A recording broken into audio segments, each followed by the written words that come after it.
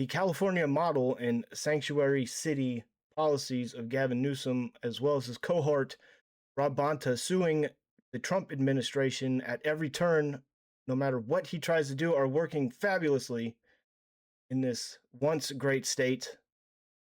Unfortunately, that is not the truth.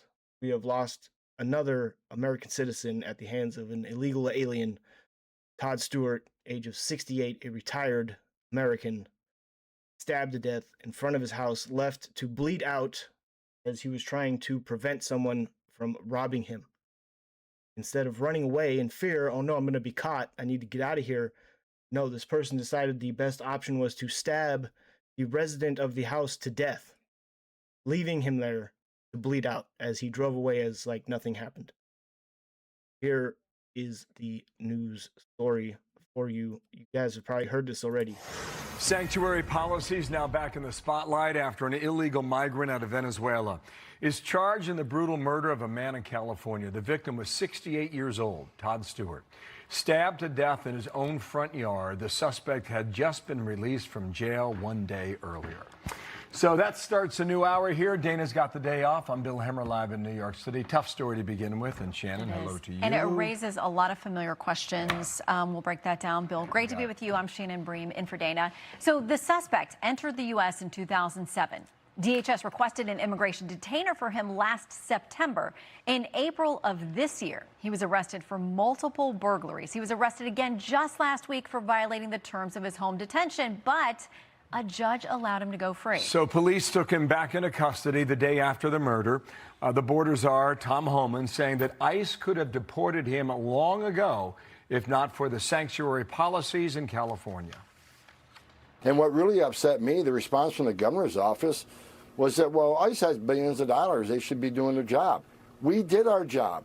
We located this person in their facility. We did an investigation, found out he is illegally in the United States. He has a criminal history.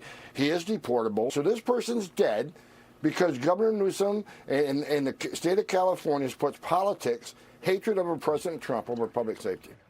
All right, former Trump acting DHS Secretary Chad Wolf joins us in a moment. First, we began in Los Angeles on the story with William Lajeunesse, who picks it up for us from there. William, good morning. Good morning, Bill. Did the California justice system fail this victim at least twice? It let his accused killer go free when he could have remained in jail. Twice more, it could have honored an ICE detainer to deport him. Instead, each time, judges sided with Marcos Arate Valdez, who last week allegedly killed Todd Stewart, who confronted Valdez while trying to steal from his garage. His criminal record, well, last year, Valdez's girlfriend accused him of domestic violence. She got a restraining order. He violated that. Now, keep that in mind. Domestic violence. Remember that. But instead of jail, he got diversion. Later, accused of burglary. A judge released him on home detention. He violated that pretrial release. Yet again, a judge released him. The next day, Stewart is stabbed to death. I'm glad they arrested him. It won't bring Todd back. I don't understand why he was on the street. Those are the stories we keep hearing. But certain people are let out and then they go and commit more heinous crimes. The judge who released Valdez records say Newsom appointee Nichelle Holmes, who told the Law Journal, a female judge let him out, even though he has a domestic violence charge. As a female judge, wouldn't you be a little bit more harsh? Wouldn't you keep that in mind? Like, okay, this is the person that's standing in front of me. You like to beat women. What do you think Judge Judy would say? This would be an amazing episode of Judge Judy. I would like to hear what she says before putting him back in jail or having him deported because she wouldn't take any crap. But this lady is like, oh, whatever. It wasn't me. quote, justice does not always mean a prison sentence. Sometimes it means a treatment program or intensive counseling, and sometimes it means dismissal. Well, last year, ICE. Yes, the California model. Treatment program, intensive counseling, or a dismissal. Now someone is dead. An American citizen is dead. Asked the county to hold Valdez on a detainer. As a sanctuary state, it refused. Yesterday, Newsom's office blamed ICE, claiming nothing in California law prevents the feds from enforcing immigration law. The federal government has billions of dollars in resources to enforce federal law. they do their job instead of blaming California for their enforcement failures. Now, what are you even talking about? Because you and Bonta are suing the Trump administration for every single thing that they try to do. You're preventing anything from changing. You guys are so afraid of change. It's insane. You're so used to how everything is and being in control, Mr. Newsom. There's nothing against the sanctuary law in California for a deputy to just pick the phone up and say that, hey, this guy's being released in an hour. You don't have to hold him 1 minute longer than you would normally hold him. Just call us before we release him. It's common sense. Yesterday, Valdez pled not guilty. Next hearing, September 1st. Bill? He pled not guilty. And now we have to wait until September 1st.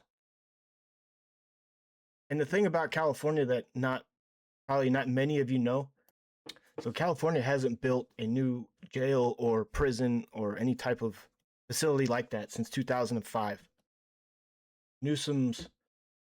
Gavin's California model wants to build safer communities through rehabilitation, education, and re-entry. Because criminals care about that. They care about rehab, education, and then re-entering the populace without committing more crimes and doing what they're used to doing. There's the Learning Center, a healthcare facility, 2005 Kern Valley State Prison. Other than that, nothing. So what happens when there isn't enough space to hold these people? They get released. As you may remember, Brian Matson was doing this on people's porches. He gets arrested, let out the same night. An hour later, he's arrested in another neighborhood doing it again.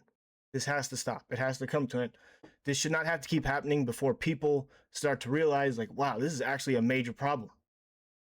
I guess someone's going to have to get murdered on every block in every neighborhood before the people around there think, oh, wow, that guy was an illegal alien. I thought if we had him here, they would be a great addition to our populace. No, some of them are completely insane. Some of them work really hard. Some are completely insane and want to stab you to death after trying to rob you. Be aware of your surroundings. Stay safe. America first. And I'll see you in the next one.